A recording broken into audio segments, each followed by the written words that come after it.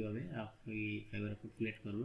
Populate করার জন্য এখানে আমার যে অ্যাকাউন্টটা দেখতে পাচ্ছি, এখানে আমি যদি ড্যাশবোর্ডে আসি, এটা হচ্ছে আমার ড্যাশবোর্ড। তো ড্যাশবোর্ডে আসার পরে এখান থেকে রাহিম 162 এর উপরে আমি একটা ক্লিক করে দেবো। ওকে, একটা ক্লিক করে দেওয়ার পরে যে একটা অপশন দেখাবে, এখানে দেখাচ্ছে এখানে নেম, এখানে হেডলাইন দেখাচ্ছে। একটু নিচে আসবো, নিচে আসার পরে দেখতে পাচ্ছি মাই পোর্টফোলিও।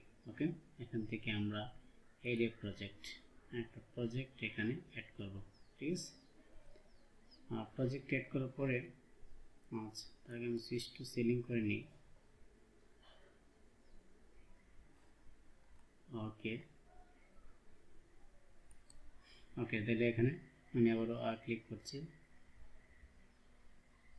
ক্লিক করে দেওয়ার পর নিচে আসবো, নিচে আসার পরে যে এড এ প্রজেক্ট, এড এ প্রজেক্ট উপরে ক্লিক করলে নিচে